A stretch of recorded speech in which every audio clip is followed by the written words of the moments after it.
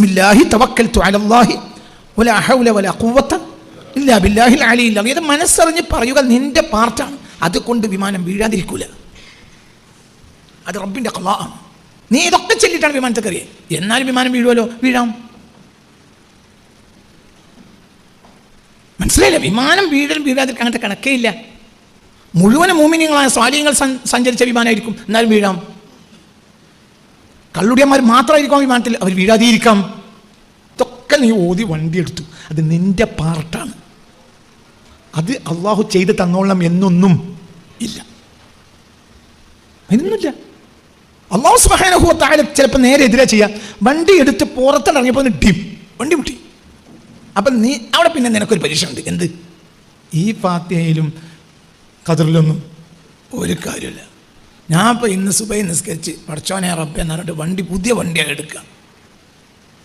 എന്ത്? ഇതിലൊന്നും ഒരു കാര്യമല്ല എന്ന് വെച്ചാൽ ലിബറലിസ്റ്റ് ആകുക, പിന്നെ നിരീശ്വരവാദിയാകുക. അള്ളാഹു കാക്കട്ടെ. അങ്ങനെ പറയുന്നവർ നിഷ്ഠ പോലെ ഉണ്ടാവും. അത് ഖൈറാണെങ്കിൽ അത് ചെയ്തു കൊടുക്ക്. കാരണം ഖൈറാണോ എന്ന് എനിക്കറിയില്ല, നിനക്കും അറിയില്ല.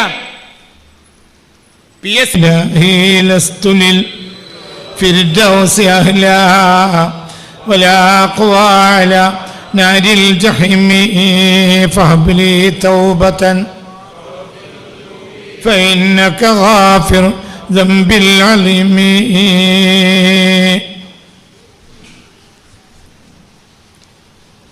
പറയുന്നതൊക്കെ ഗൗരവമായി ചിന്തിക്കണം, വളരെ ഗൗരവം. അകപ്പെടുക എന്നൊരു സംഗതി ഉണ്ട്, പക്ഷെ അത് രോഗമല്ല, അത് സിഹറല്ല, അത് കണ്ണേറല്ല, അത് കടമല്ല, അത് മക്കളെ കെട്ടിക്കാതിരിക്കലല്ല, കെട്ടിച്ച മക്കൾ പ്രയാസത്തിലകപ്പെടലല്ല, വിസ കിട്ടാതിരിക്കലല്ല, ഗൾഫ് പോയപ്പോൾ കുടുങ്ങിയതിന് തോന്നിയതല്ല, അതൊന്നുമല്ല. അകപ്പെടൽ എന്നൊരു സംഗതി ഉണ്ട്, അത് പിന്നെ പറയാം. ഉണ്ട്, അകപ്പെടൽ എന്നൊരു സംഗതി ഉണ്ട്, ശരിയാണ്. പക്ഷെ ഇതൊന്നും ഇത്യാദി നമുക്ക് വന്ന് ഭവിക്കുന്ന കാര്യങ്ങൾ. കച്ചവടം തുടങ്ങി പൊട്ടി, അത് അകപ്പെടലല്ല. ഞാൻ അകപ്പെട്ടു പോയല്ലോ, അങ്ങനെ പറയരുത്.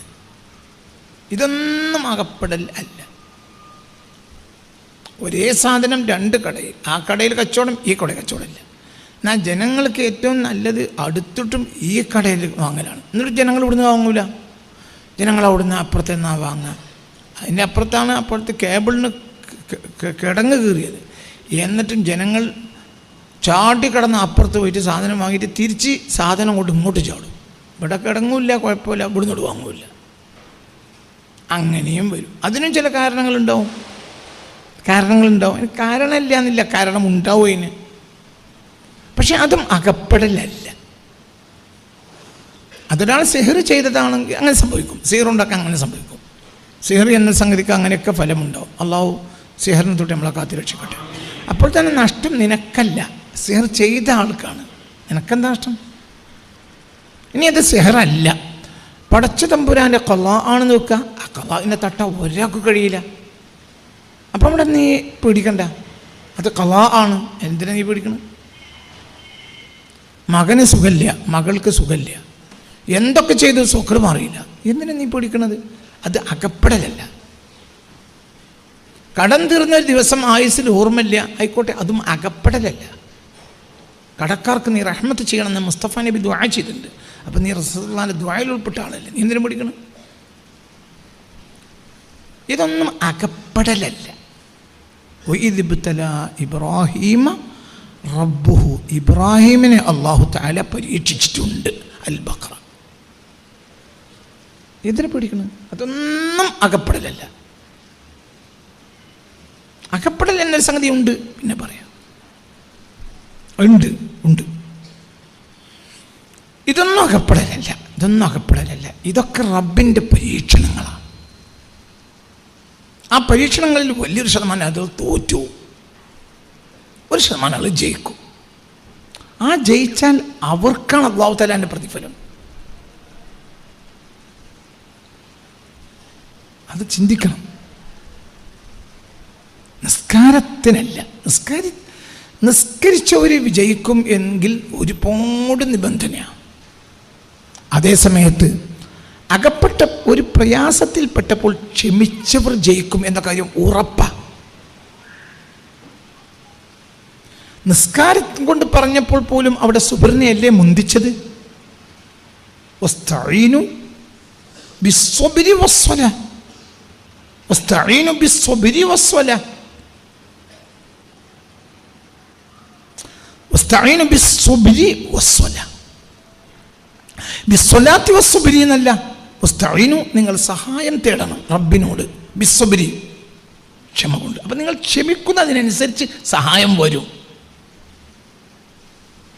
മനസ്സിലായി? നിങ്ങൾ സഹായം തേടണം. ഈ തേട്ടം സത്യത്തിൽ തേട്ടമല്ല, നിങ്ങളുടെ ഒരു ഹാലാണ് സത്യത്തിൽ അവിടെ തേട്ടം. നിങ്ങൾ ദുആ ചെയ്ത് അള്ളാഹിനെ സഹായം തേടണമെന്ന ആയത്തല്ല ഇത്. വസ്തഈനു നിങ്ങൾ അള്ളാഹിനെ സഹായം ചോദിക്കണം അഥവാ തേടണം. ബിസ്സബ്രി ക്ഷമ കൊണ്ട്.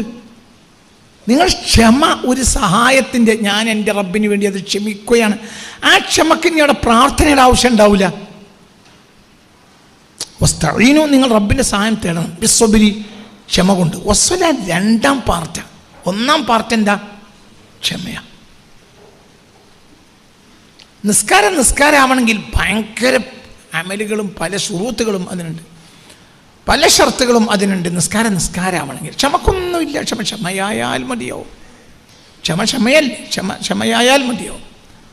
മനസ്സിലാവുണ്ട് പറഞ്ഞത്? വളരെ വളരെ ഗൗരവം ചിന്തിക്കണം. നല്ല തല കൊടുത്തിട്ട് ചിന്തിക്കണം.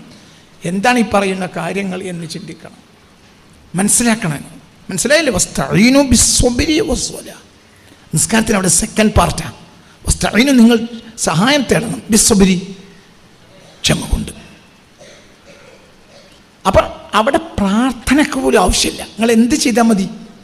പറയേ നിങ്ങൾ മനസ്സിലായില്ല? നിങ്ങളുടെ ക്ഷമ ഒരു ഹാലാണ്, ക്ഷമ ഒരു വാക്കല്ല. ഞാൻ ക്ഷമിക്കാം എന്നതല്ല ക്ഷമ. ഞാൻ ക്ഷമിക്കാം എന്നതല്ല ക്ഷമ. ഞാൻ ക്ഷമിച്ചിട്ടുണ്ട് എന്ന് പറയുന്നതുമല്ല ക്ഷമ. ക്ഷമിച്ചിട്ടുണ്ട് എന്ന് പറഞ്ഞുകൊണ്ട് പിന്നെയും കുത്തി പറയും. ഞാൻ ക്ഷമിച്ചിട്ടുണ്ട് പറഞ്ഞാൽ പിന്നെയും കുത്തും. ഏട്ടത്തി അനുജത്തിയെ കുത്തും, മൂത്തച്ചി ഇളച്ചിയെ കുത്തും, ഇളച്ചി മൂത്തച്ഛൻ ഇങ്ങോട്ട് കുത്താം, അമ്മായിമ്മ മരുമോളെ കുത്തി പറയും, നാത്തൂനെ കുത്തി പറയും. അതിൻ്റെ ഇടയിൽ ഓരോ ലഫ്ളിലും കഴിഞ്ഞാലും എന്ത് പറയും? ഒക്കെ ഞാൻ ക്ഷമിച്ചിട്ട് പറയും, പിന്നെയും കുത്തും. അപ്പം ക്ഷമ എന്ന് പറഞ്ഞാൽ ഒരു വാക്കല്ല. അപ്പം ക്ഷമ എന്നത് ഒരു ഹാലാണ്, ഒരവസ്ഥയാണ്. എന്താണ് അവസ്ഥ? അരിളാഉ ബിഖദ്രില്ല, എൻ്റെ ഖദറാണിത്, അള്ളാഹു എനിക്ക് വിധിച്ച വിധിയാണ്. ഞാൻ എൻ്റെ പാർട്ട് കൃത്യാക്കിയിട്ടുണ്ട്. ഞാൻ എൻ്റെ പാർട്ട് വൃത്തിയാക്കി. ഇനി റബ്ബിനൊരു ഖളാ ഉണ്ടാവും. വിമാനം ടേക്ക് ഓഫ് ചെയ്യുന്ന സമയത്ത് നീ എന്ത് ചെയ്തു? സുബ്ഹാനല്ലദീ സഖറ ലനാ ഹാദാ വമാ കുന്നാ ലഹു മുഖ്രിനീൻ വഇന്നാ ഇലാ റബ്ബിനാ ലമുൻഖലിബൂൻ എന്ന് ചൊല്ലി. അത് നിന്റെ പാർട്ടാണ്. ബിസ്മില്ലാഹി തവക്കൽതു അലല്ലാഹി വലാ ഹൗല വലാ ഖുവത ഇല്ലാ ബില്ലാഹിൽ അലിയിൽ അദീം. ഇത് മനസ്സറിഞ്ഞ് പറയുക നിന്റെ പാർട്ടാണ്. അതുകൊണ്ട് വിമാനം വീഴാതിരിക്കൂല. അത് റബ്ബിൻ്റെ ഖളാ ആണ്. നീ ഇതൊക്കെ ചൊല്ലിയിട്ടാണ് വിമാനത്തിൽ കയറിയത്.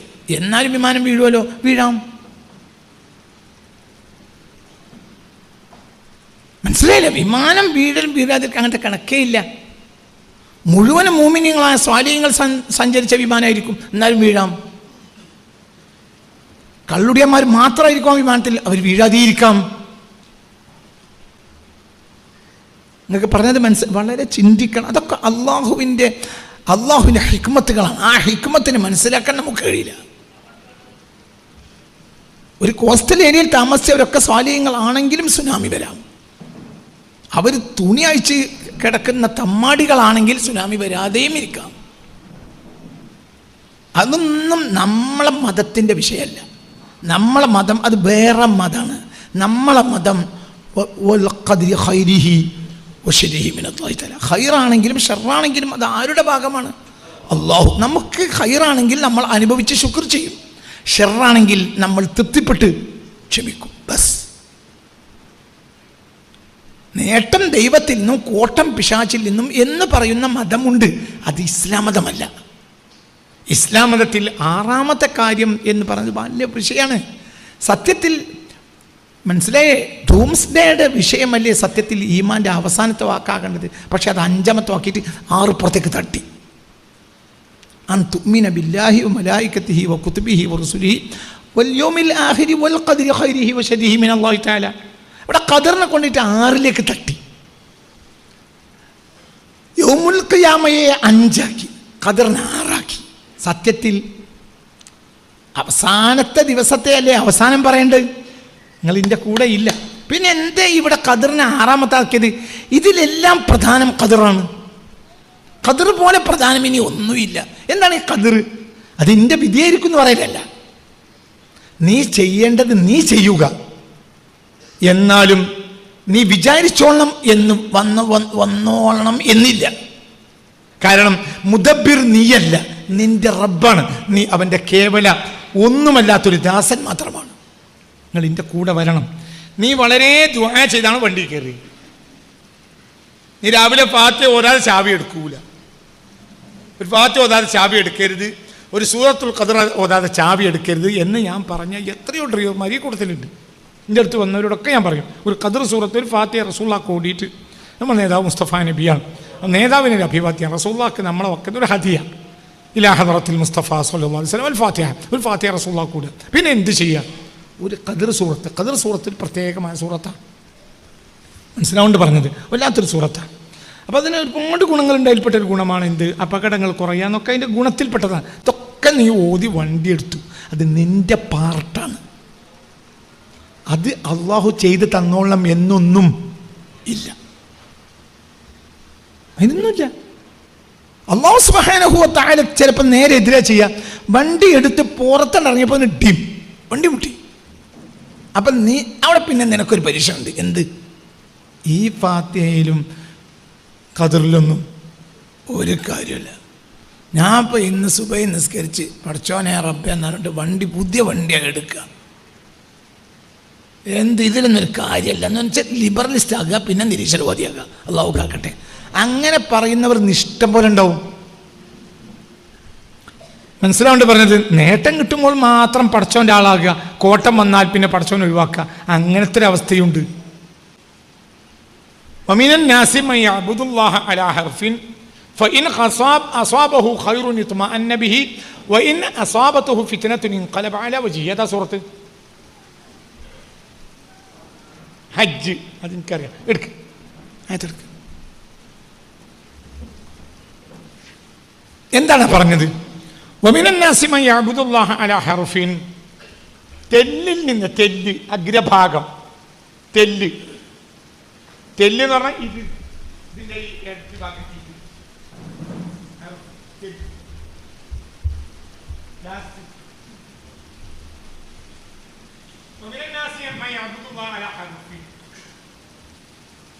തെല്ലിൽ നിന്നുകൊണ്ട് ആരാധിക്കുന്നവരുണ്ട്. തെല്ലിൽ നിൽക്കാൻ എന്തിനാ? സുഖാണെങ്കിൽ ഇങ്ങോട്ടേക്കാം, അവിടെ തല്ലുണ്ടെങ്കിൽ കാണിക്കുക.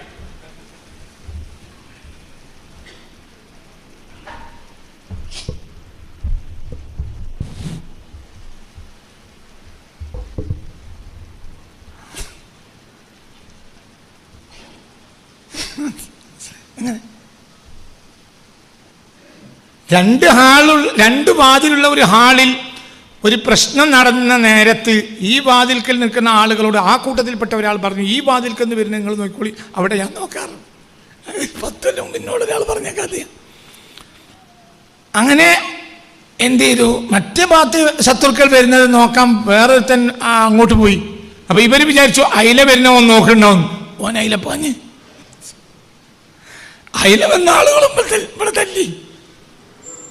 മനസ്സിലാണ് പറഞ്ഞത്, അതൊരു സംഭവമാണ് എന്ന് പറഞ്ഞതുപോലെ ഇവിടെ നിൽക്ക തെല്ല്, ഇങ്ങോട്ടും വരാ, അങ്ങോട്ട് ചാടും ചെയ്യാം.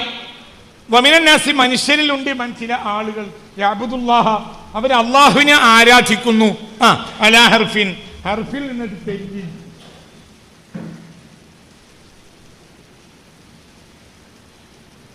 വമിനന്നാസി എത്രാമത്തെ ആയത്ത് മോനെ?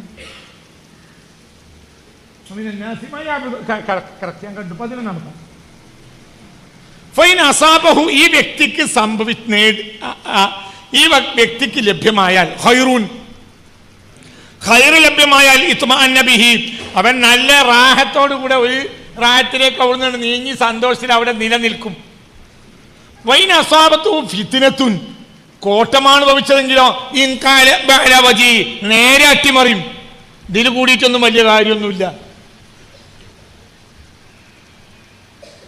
ബദറിൽ ജയിച്ചാൽ എന്ത് പറയും? ഞങ്ങളോട് വെച്ച് ഞങ്ങളുണ്ടാവും. ഉഹദിൽ തോറ്റാൽ എന്ത് പറയും? ആദ്യം തന്നെ പറഞ്ഞില്ലേ ഈ ജാതി കളിക്ക് കൊടുക്കണ്ട.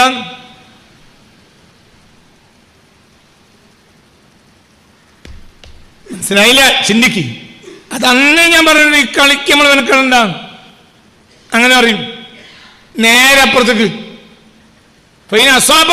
നേട്ടം കിട്ടിയാൽ ഇത്മഅന്ന ബിഹി, അതുകൊണ്ട് അങ്ങനെ സന്തോഷിച്ച് അവൻ സന്തോഷിച്ച് മനസ്സമാധാനത്തിൽ കഴിയും. വൈൻ അസ്വാബത്തുഹു ഫിത്നത്തുൻ, കോട്ടമാണ് ഈ വ്യക്തിക്ക് ഭവിച്ചതെങ്കിലോ ഇൻഖലബ അലാ വജ്ഹിഹി, മുഖം കുത്തി അപ്പുറത്തേക്ക് ചാടും. ഇതിനാണ് പിടക്കണത്. ഇവിടെയാണ് നിൽക്കുന്നതെങ്കിൽ അങ്ങോട്ട് പോകാൻ പിന്നെ തിക്കിത്തിരക്കണം. അവിടെ നിന്നാലോ എന്താണ് മനസ്സിലാവണില്ലേ? ഇവിടെ നിന്നാലോ ഇങ്ങോട്ടും വരാ അങ്ങോട്ട് ചാടും ചെയ്യാം. അവിടുന്ന് ചീരണിയും മറ്റും എന്താ പറയാ ലഡും അതും ഇതൊക്കെ കൊടുക്കുകയാണെങ്കിൽ ഓനെ എന്ത് ചെയ്യാം, ഒന്നും കൂടി നീണ്ടു വലിഞ്ഞിങ്ങോട്ട് വാങ്ങാം. ഈ ഭാഗത്ത് തല്ല് തുടങ്ങുകയാണെങ്കിൽ ഒറ്റ ചാട്ടത്തിനപ്പുറത്തേക്ക് ചാടി രക്ഷപ്പെടും ചെയ്യും. അപ്പോൾ ഓൻ്റെ പെണ്ണുങ്ങളോട് പോയി എന്ത് പറയും? ഞാനല്ലേ ആൺകുട്ടികളെ പോലെ രക്ഷപ്പെട്ടു, എൻ്റെ മേലെ കൊണ്ടും വന്നില്ല. ഇന്നലെ അവിടുന്ന് ലഡു മറ്റ് സാധനങ്ങളൊക്കെ വാങ്ങി കൈ നീട്ടി ഇവിടുന്ന് വാങ്ങിക്കൊണ്ടേ ഇവനാണവൻ. പിറ്റേന്ന് ഇവിടുന്ന് തല്ലാണ്. അപ്പം ചാടി. ഞാനേതാ ആൺകുട്ടി എനക്കറിയില്ലേ. അപ്പൊ ഓളത്താത്താക്ക് വിളിച്ച് എന്ത് പറയും? നമ്മളെ കാക്കാക്ക് അള്ളാന്റെ സഹായത്തിനാൽ ഒന്നും പറ്റില്ല, മൂപ്പരേന് വലിയ പിളവനല്ലേ. ഇതാണ് ഇവൻ ഖസിറത്ത് ദുനിയ വൽ ആഖിറ. ഈ ആയത്തിന്റെ അവസാന ഭാഗം. അവന്റെ ദുനിയാവ് നഷ്ടം, ആഖിറവും നഷ്ടം. ദാലിക ഹുവൽ ഖുസ്റാനുൽ മുബീൻ, അതാണല്ലോ വ്യക്തമായ നഷ്ടം. എന്ത് രണ്ടു നഷ്ടം. നിങ്ങളെ കയ്യിൽ 500 ഉറുപ്പ്യ ഉണ്ട്, നിങ്ങളെ കയ്യിൽ 500 ഉറുപ്പ്യ ഉണ്ട് നിങ്ങളെ പോക്കറ്റിൽ. എന്ന് നോക്കി ആ 500 ഉറുപ്പ്യ ഉണ്ട്. അതിന് അപ്പം എന്ത് ചെയ്തു? ഇവിടെ വന്ന ആളുകളോട് ഞാൻ അവസാനം എന്ത് പറഞ്ഞു? ഇതൊരു ധർമ്മസ്ഥാപനമാണ്, എന്തേലും കൊടുത്തു പോണേ. ഞാൻ കൊടുത്തു പോണേന്ന് പറഞ്ഞത് കൊണ്ട് നിങ്ങൾ എന്ത് ചെയ്തു? എങ്ങനെ ഇപ്പൊ മൂപ്പരെ മുഖത്ത് നോക്കിയിട്ട് കൊടുക്കാതിരിക്കാന്ന് വിചാരിച്ചിട്ട് ഇവിടെ വന്ന് നിൽക്കേണ്ട ആവശ്യമല്ലേ, ബാക്കപ്പ് നിന്നാ മതി, എന്നാ അയാളെ പണിയിലൊരു പെടൂല്ല. അങ്ങനെ വിചാരിച്ചിട്ട് നിങ്ങൾ 500 അവിടെ കൊടുത്തു. നേരെ മറിച്ച് വേറെ അൻപർ എന്ത് വിചാരിച്ച് ഈ ജാതി വേറെ അപ്പുറത്തെ പറഞ്ഞാലും ഇന്റെ 10 ഉറുപ്പിക നിങ്ങൾ വിചാരിക്കണ്ട. ഓൻ അപ്പുറത്തെ ഹോട്ടലിൽ പോയി മറ്റേ അബുക്കാന്റെ ചായപ്പൊടിയിൽ കൂളിമാട് പോയാണ്ട് ഇറച്ചിയും പൊറോട്ടി ചാപ്സ് ഇടുന്നു. ഇതിലാരാ ഭാഗ്യക്കാരൻ? അൻപർ. കാരണം എന്ത് കിട്ടി? ദുനിയാവ് കിട്ടിയടാ, എന്തേ പോയിട്ടുള്ളൂ. ആഖിറം കിട്ടണമെന്നോ ഇതിന് വിചാരിച്ചില്ല. മറ്റോനോ പറഞ്ഞേ പിന്നെ ആ ഭർത്താനം ഞാൻ പറയണ്ട, മുന്നേ പെട്ടും പോയി. അപ്പോ ഇറച്ചി പൊറാട്ടിയും ചാപ്സും കിട്ടിയതുമില്ല. ഞാൻ സ്വർഗം കിട്ടിയോ? അതുമില്ല. ദുന്യാവല്ല ആഖിറ. ഓന് എന്തും പോയി, ഓൻ ദുന്യാവും പോയി.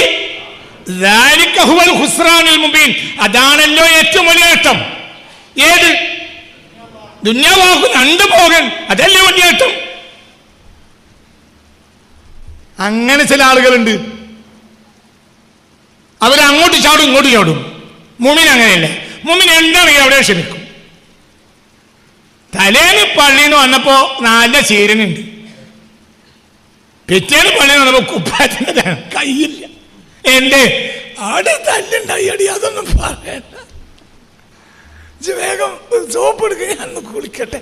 അവിടെ ഇവിടെയും ചോരണ്ട്, ചുണ്ടിന് ചെറിയ പൊട്ടിയിട്ടുണ്ട്, വർത്താനം പറയാൻ വയ്യ, ഒന്നുമില്ല. ആ തലേന്ന് ലഡുവാണ് കിട്ടിയത്, പിറ്റേന്ന് തല്ലാണ് കിട്ടിയത്. ആയിക്കോട്ടെ, അതൊക്കെ അള്ളാഹുവിന്റെ തീരുമാനം അങ്ങനെയാണ്. ഞാൻ തല്ലിന് പോയതുമല്ല. പിന്നെ അവിടെ ഒരു പ്രതിസന്ധി ഉണ്ടാകുമ്പോൾ ഇറങ്ങി പായനോട് പറ്റൂല.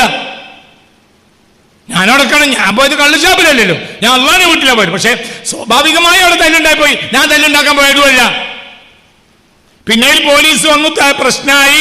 പിന്നെ 10-15 കൊല്ലം പാസ്പോർട്ട് കോടതി വാങ്ങിച്ചു, ഗൾഫ് പോകാൻ പറ്റാതെ പലതും ഉണ്ടായി. പക്ഷെ ഇജേൻ ഉത്തരവാദിയല്ല. ഇജേന്റെ എവിടെ നിന്നാലും നടുവിൽക്കും. തെന്നിലാണെങ്കിൽ എനിക്ക് പള്ളിന്റെ നേരെ ചാട അപ്പുറത്ത് കൂടെ. മനസ്സിലായില്ല? തെല്ലിൽ നിൽക്കുകയാണ് എങ്കിൽ നിനക്ക് എന്ത് ചെയ്യാ? അപ്പുറത്തേക്ക് ചാടാ. പഴയ കാലത്തുണ്ടായിരുന്നു നമ്മൾ പകുതി വാതിൽ പോലത്തെ പകുതി ജനലുകൾ ഉണ്ടായിരുന്നു. മനസ്സിലായില്ല? കുറച്ച് കയറ്റി വെക്കും, അഴിയൊന്നും ഉണ്ടാവില്ല. നേരാണ് ചാട. വാതിലിൻ്റെ അഴിയും ചാട, ഇതിലും ചാട. ഏതാണ് എമർജൻസി എക്സിറ്റ്. മനസ്സിലായോ? ചാട. നേരെ മറിച്ച് ഒന്നാം സഫിന്റെ കൂലി കിട്ടണം എന്ന്, ഇമാം മോദനത് കൃത്യമായി കിട്ടണം, കേൾക്കണം എന്ന് വിചാരിച്ച് ഇമാമിന്റെ തക്ബീറത്തുൽ ഇഹ്റാമിന്റെ സമയത്ത് സൊഫിൽ നിൽക്കണം. എന്നെ സംബന്ധിച്ചിടത്തോളം അങ്ങനെ പോകാൻ പറ്റൂല. അപ്പൊ അത് കാരണം തല്ലുണ്ടായി, ഈ പെട്ടുപോയി, പോലീസ് തന്നെ പിടിച്ചുപോയി. കണ്ടാലറിയാവുന്നവരുടെ പേരിൽ കേസെടുത്തപ്പോ എന്നെ പെട്ടുപോയി, പാസ്പോർട്ടാണ് പിടിച്ചു കോടതി. പിന്നെ 12 ഗൾഫിലെ കച്ചവടം ഒക്കെ പൊടഞ്ഞു. അതിനൊക്കെ നഷ്ടമൊന്നുമില്ല. എന്തുകൊണ്ട്? ഇതല്ലുണ്ടാക്കാൻ പോയതല്ല, അതൊരു എന്താണ്, ഒരു സാഹചര്യമാണ്. ആ സാഹചര്യം റബ്ബിന്റെ പരീക്ഷണമാണ്. അതിന് ആരോട് പൈചാരാനും പോയില്ല. എന്റെ റബ്ബിന്റെ തീരുമാനം അങ്ങനെയാണ്. ഇതായിരിക്കും എനിക്ക് ഖൈറ്. ഞാൻ വിചാരിച്ചതല്ലല്ലോ ഖൈറ് ആര് ചെയ്യുന്നതാണ്? ഇപ്പൊ ഗൾഫ് പോകാൻ വേണ്ടി ദുആ ചെയ്യാൻ വേണ്ടി ഇവിടെ കത്തെന്നാൽ ഞാൻ പരമാവധി ഗൾഫ് പോകാൻ ദുആ ചെയ്യാറില്ല. ഗൾഫ് പോകാൻ തെറ്റായിട്ടല്ല. പലരും ഉദാഹരണം എൻ്റെ PSC എഴുതി അല്ലെങ്കിൽ ജയിച്ചിട്ടില്ല അല്ലെങ്കിൽ ജയിക്കണം അല്ലെങ്കിൽ പരീക്ഷ ഇങ്ങനെ പറഞ്ഞിട്ട് കുട്ടികൾ പലപ്പോഴും കത്തിൽ ഞാൻ അതിനൊരു വാക്ക് കൂട്ടാറുണ്ട്. 99% നിങ്ങൾ ശ്രദ്ധിക്കാറുണ്ട്. എന്ത്? അല്ലാഹുവേ അത് ഖൈറാണെങ്കിൽ അത് ചെയ്തു കൊടുക്ക്. കാരണം ഖൈറാണോന്ന് എനിക്കറിയില്ല, നിനക്കും അറിയില്ല. PSC ലിസ്റ്റിൽ നിന്റെ പേര് വന്നു, നീ ഒരു ഓഫീസിൽ ജോലി കിട്ടി. ആ ഓഫീസിൽ 99% നിരീശ്വരവാദികളാണ് സങ്കല്പിക്കുക. ചാരിയത് മണക്കോലോ. അങ്ങനെ 3 മാസം കൊണ്ട് അഗ്നോസിസ്റ്റായി, 6 മാസം കൊണ്ട് നീ ഇസ്ലാമിക് ലിബറലിസ്റ്റായി, 8 മാസം കൊണ്ട് നിരീശ്വരവാദിയായി. ഇതിനേക്കാൾ ഖൈറെന്താ? പൂളക്കേൾക്കുക. ഇപ്പൊ ഇവിടെ പോയതെന്താ? ഇപ്പൊ ഇവിടെ ഈ ഓഫീസിൽ ഉദ്യോഗസ്ഥനായി സപ്പോസ് എല്ലാ ഉദ്യോഗസ്ഥൻ സങ്കല്പിക്ക്. മനസ്സിലായില്ല? അതുകൊണ്ട് ഖൈർ അറിയുന്നവൻ ഞാനല്ല. ആരാണ്? അല്ലാഹു ആണ്. ഗൾഫ് പോകാൻ വേണ്ടി ദുആ ചെയ്തു, എനിക്കറിയൂല. ഗൾഫിൽ പോവുകയായിരുന്നു, അവിടെ ചെന്നു, ഫ്ലൈറ്റ് ഇറങ്ങി, ടോയ്ലറ്റിന്റെ വാതിൽക്കൽ നമ്മൾ ടോയ്ലറ്റിൽ പോയി നിൽക്കുന്ന സമയത്ത് വേറൊരാൾ വന്നിട്ട് പറഞ്ഞു, ഇതാ ഇന്റെ ഒരു ബാഗ് നിങ്ങളൊന്ന് നോക്കി കേട്ടെ, ഞാനൊന്ന് ടോയ്ലറ്റിൽ പോട്ടെ. ആ ബാഗിന്റെ അടുത്ത് നിന്നു. നേരെ എന്ത് ചെയ്തു? MDM പരിശോധന സ്ക്വാഡ് വന്നു. നായത് നോക്കി കുറച്ചു. ഇയാളുടെ അടുത്ത് നിൽക്കുന്നത് കയറ്റി എന്നെ ഉള്ളുകൊണ്ട്. പിന്നെ തലവെട്ടലുണ്ടായത്. അല്ലാഹു കാത്തിരക്ഷിക്കട്ടെ. ഇവിടെ ഉത്തരവാദിയല്ല. ശരി, എന്റെ ആയുസാശായി എന്തോ എനിക്കറിയില്ല, എനിക്കൊന്നും അറിയില്ലല്ലോ. നിനക്കെന്താ അറിയാ? എങ്ങനെയൊക്കെ സംഭവിച്ച് അറിയൂല, അല്ലാഹു ആലം. പക്ഷെ അതിനേക്കാൾ നല്ലത് നോക്ക്, നീ എന്ത് പറയാ റബ്ബിനോട്? ഗൾഫ് പോകണേന്ന് പറയാതിരിക്കുക. പിന്നെന്ത് ഖൈറാണെങ്കിൽ കച്ചവടം നടത്തുക, ഖൈറാണെങ്കിൽ ഗൾഫ് പോവുക, ഖൈറാണെങ്കിൽ വീട് ഉണ്ടാക്കുക. ഒരു വീട് മതി ഒരു കുടുംബനാശാകാൻ.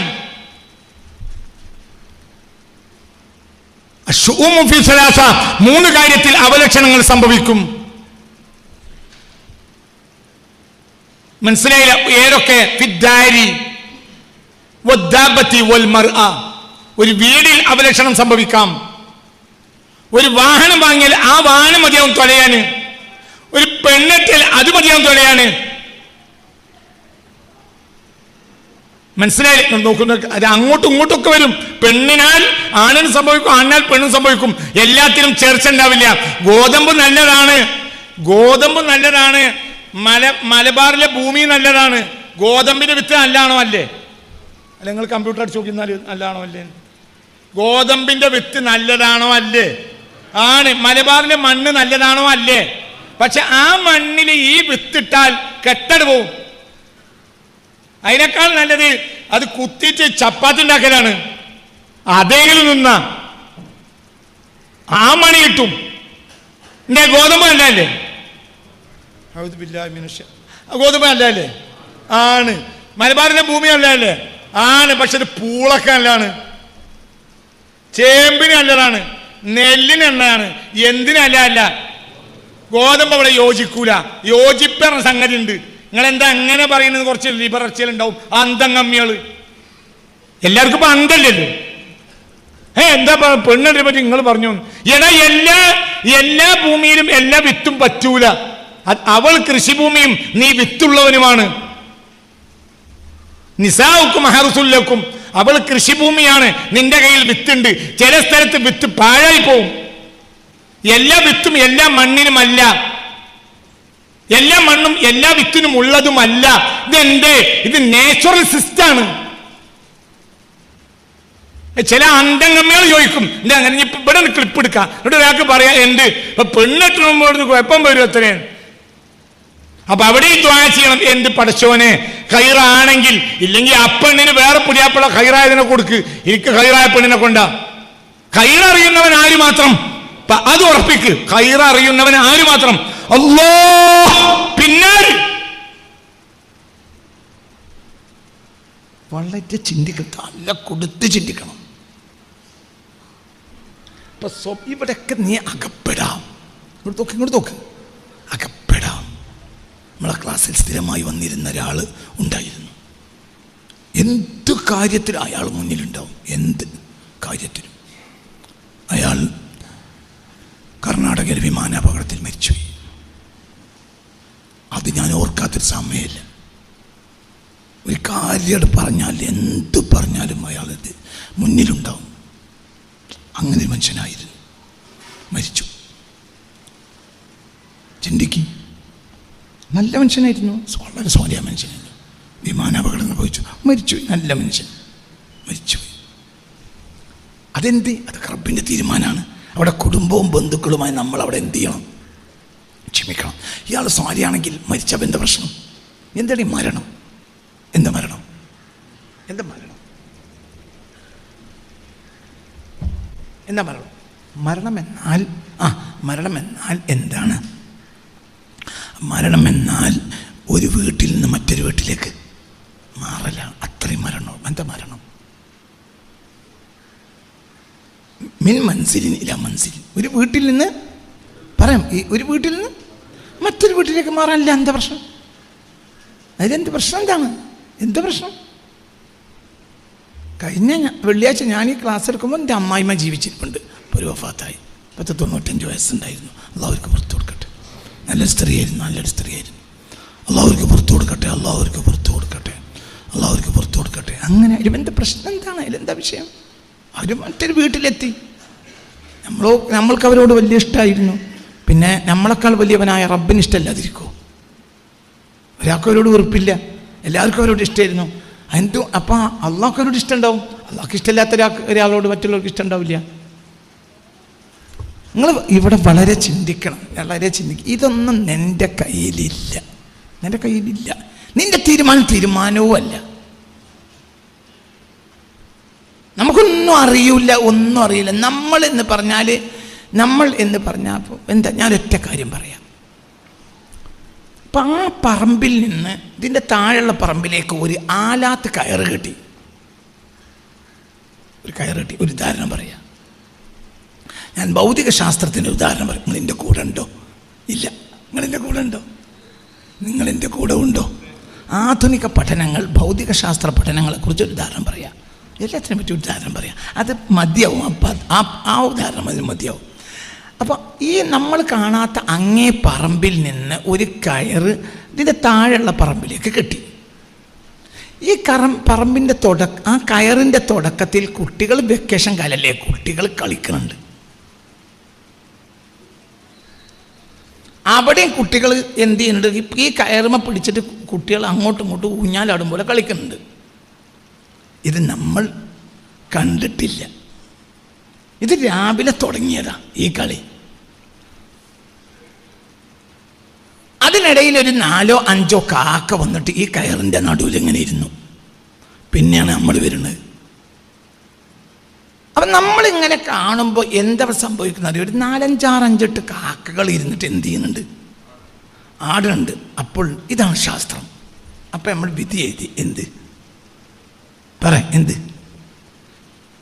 അയമ്മൂൻ്റെ പറമ്പിൽ നിന്ന് അവറാൻ്റെ പറമ്പിലേക്ക് കിട്ടിയ കയറിൽ 2026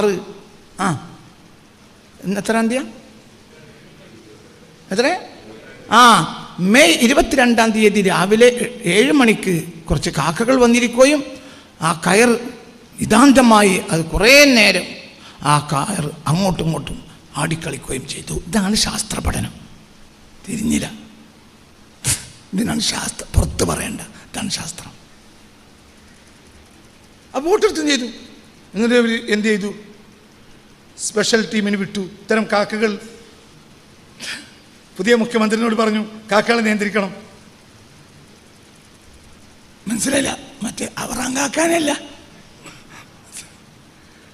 ഇതാണ് ശാസ്ത്രം. പുറത്ത് പറയണ്ട. എടാ, ഇതിനപ്പുറം ഒരു ഹബ്ബത്ത് ഖർദൽ, ഒരു അണുമണിത്തൂക്കം ശാസ്ത്രത്തിന് വിലയില്ല. എപ്പോഴെങ്കിലും ചിലപ്പോൾ ആ കാക്കകൾ കുട്ടികൾ ഊഞ്ഞാലാടാത്ത നേരത്ത് കാക്ക വന്നിട്ടിരുന്നിട്ട് ചിലപ്പോൾ സാഹചര്യത്തോട് യാഥാർത്ഥ്യം ഒത്തിട്ടുണ്ടാകാം. എപ്പോഴെങ്കിലും ഒത്തിട്ടുണ്ടാകാം.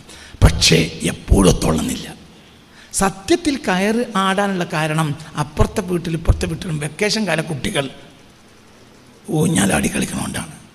ഇത് നമ്മളെ കണ്ണിൽ ഇല്ല. കാരണം നമ്മൾ ഇങ്ങനെ പോകുള്ളൂ. വമാ ഊതീതും മിനൽ ഇൽമി ഇല്ലാ ഖലീല. വളരെ കുറഞ്ഞ വിവരമല്ലാതെ നിനക്ക് നൽകിയിട്ടേ ഇല്ല. നമുക്ക് വിവരം തന്നെ ഇല്ല.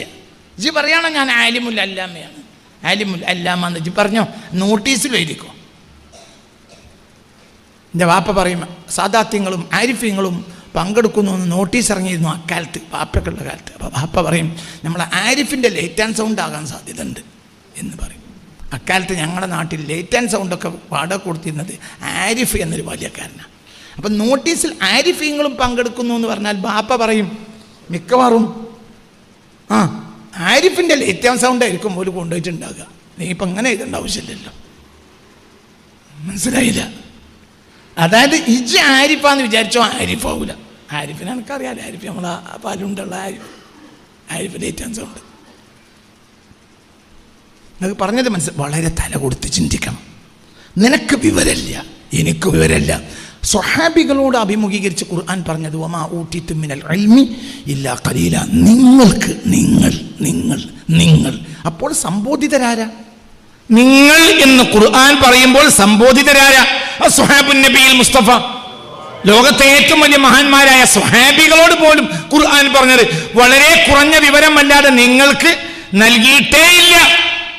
വളരെ പിന്നെ എന്റെ ആലിമുല്ലല്ലാമ. അപ്പൊ നമുക്ക് ഒന്നും അറിയൂല. അപ്പോൾ നമ്മുടെ പാർട്ട് നിർവഹിക്കുക. മനസ്സിലാവണ്ട? നിങ്ങൾ നോക്ക്. നമ്മളെ പാർട്ട് നിർവഹിക്കുക. അത് നടന്നാലും നടന്നില്ലെങ്കിലും. KT മുഹമ്മദിന്റെ നാടകമാണെന്നാണ് എൻ്റെ ഓർമ്മ. കുട്ടിക്കാലത്ത് KT മുഹമ്മദിന്റെ നാടകമാണെന്നാണ് എൻ്റെ ഓർമ്മ. ആശിച്ച വേഷങ്ങൾ ആടാൻ കഴിയാത്ത നാടകമാണ് ഈ ജീവിതം. അന്ന് ഞാൻ കുട്ടിയായിരുന്ന കാലത്ത് ഈ ബാല്യക്കാരൊക്കെ ഇത് പാടി നടന്നിരുന്നു. നാടകഗാനം. ആശിച്ച വേഷങ്ങളാ സിനിമ ഗാനം അല്ല എന്നെ ഓർമ്മ. KT മുഹമ്മദിന്റെ നാടകഗാനമാകാനാണ് സാധ്യത. വളരെ സിത്തീനാത്ത 60-70 ഈ പാട്ട് പാടി നടന്നിരുന്നു ആളുകൾ. ആശിച്ച വേഷങ്ങൾ ആടാൻ കഴിയാത്ത നാടകമാണ് ഈ ജീവിതം. അല്ലെങ്കിൽ നമുക്ക് മനസ്സിലല്ലേ, നമ്മൾ ഉദ്ദേശിക്കുന്ന റോളൊന്നും നമുക്ക് ഈ നാടകത്തിൽ കിട്ടൂല. അല്ലാഹു അഅ്ലം. അങ്ങനെയാണ് നമ്മൾ പാർട്ട് നിർവഹിക്കുക. ബാക്കി നമുക്ക് എന്ത് വന്നാൽ നമ്മൾ എന്ത് ചെയ്യണം? എന്ത് ചെയ്യണം? ക്ഷമിക്കണം. നമ്മൾ പിന്നെ എന്ത് സംഭവിച്ചാലും ക്ഷമിക്കണം.